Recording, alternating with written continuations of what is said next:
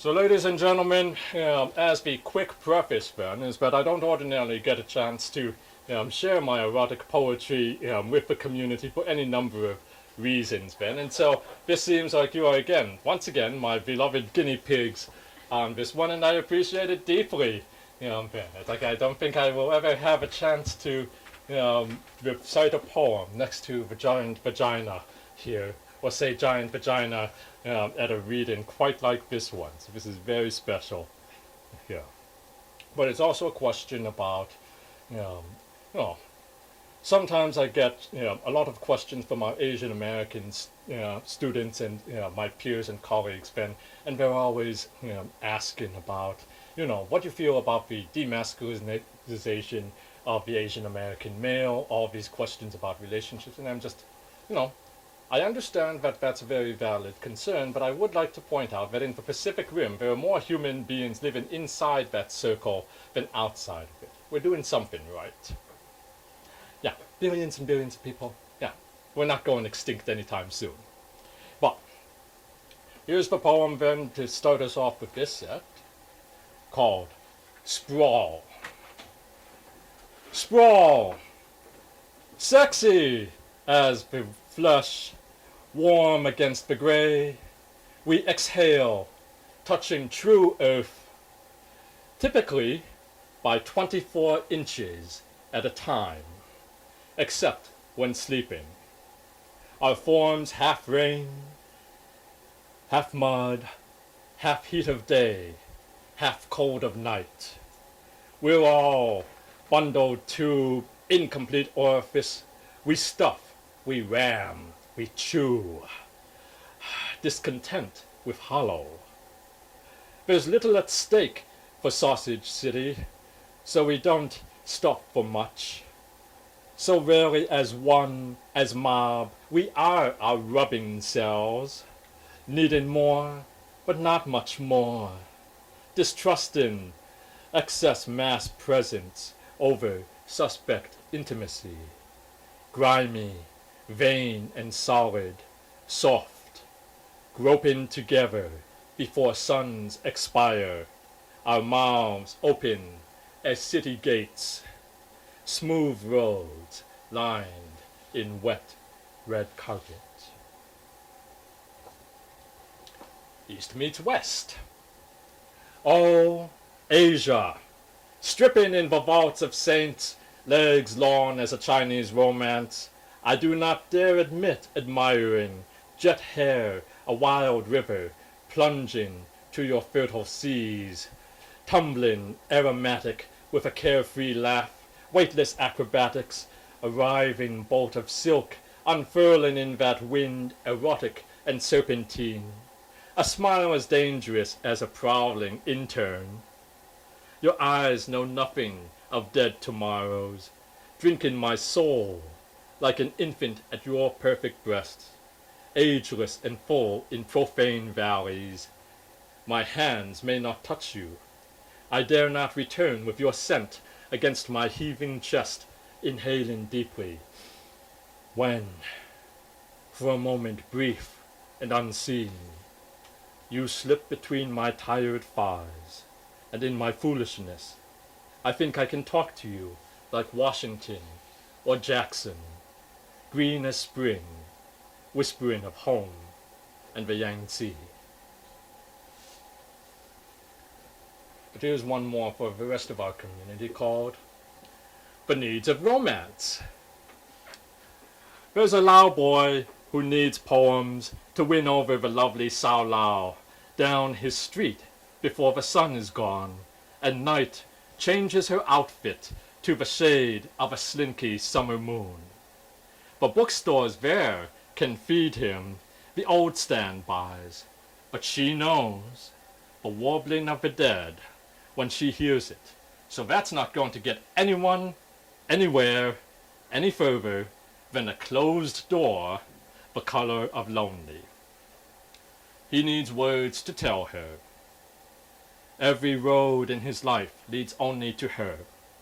Every hair on her head is a monument to a beautiful nation, and every inch of her perfect skin is a song that ends in love. He needs ways to praise the marvels that are her hands, her arms, her every limb that beckons him. Explore the great jewel of her bright life, a fierce dancing fire alive to his touch. He wants to feel his breath with hers, near the nocturnal edge of eternity and its vast oceans, so pure and feminine against his continents of hope, slipping rhythmically between the great arcs and curves of her magnificent Laotian body. He needs words, profound, deep, relentless as the memory of old countries where this must have been so much easier to say than today. But where is he going to find these words if no one will write them? Sao Lao. When she says my true name as I Samnuk, giggling in Pasa Lao, I'm shaking and think she's beautiful in these shadows. It's too simple to get me to smile.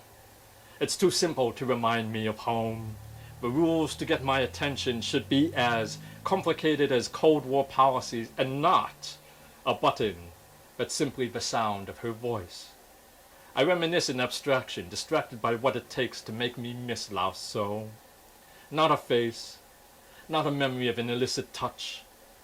The pressure of her slim fingers against mine, a warm smile with the scent of distant Samnua, of Salavan, of Savanaket, a breath of whisper and papaya, thick hair the hue of night and lustrous brass. A dancer within a sliver of time, between two who might have nothing in common besides a mere war. None of these are necessary to me. Slowly undoing my buttons back home alone.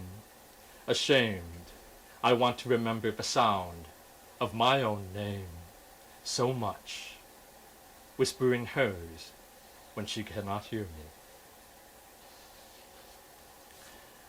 And we'll close this one off with... I think I'm going to switch the light on. Oh, okay. Oh dear. Well, Is that okay? this seems like a perfect time to turn the lights on this poem subject anyway, Ben. Which actually came from an encounter in my old college in Ohio, Ben, once again. So we call this one Libraries and Omnivores. In my first sophomore month attending college in Ohio, for aimless Sphinxian hours, I mainly wandered about towering stacks in the Courtright Library next door. I came upon The Lemur's Legacy, The Evolution of Power, Sex, and Love, detailing seminal truths about tiny primates. Why, did you know wily males outnumber females among the high branches? To improve cold odds, clever snakes don't overeat the mothers. Fathers, by some cosmic design, interchangeable, expendable, one much like another in their intimate jade sack. Lemurs, amorous, omnivorous, eat thrice their weight in nuts and berries. Pity the unlucky scholars obliged to weigh the consequences for this figure. Lately, I ponder what good they'd be at that mythic siege of Lanka against titanic, lusty giants, oblivious to our mere blood and screams.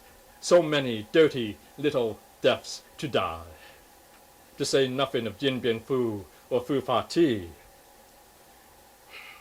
Some remark, it's a stranger thing to remember, over 30 hoary years ago, amid my full road of art and vows.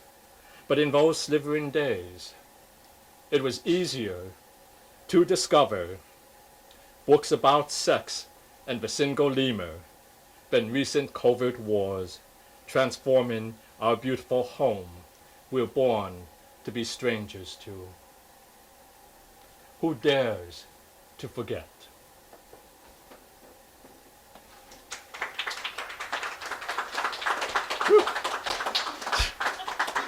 Better.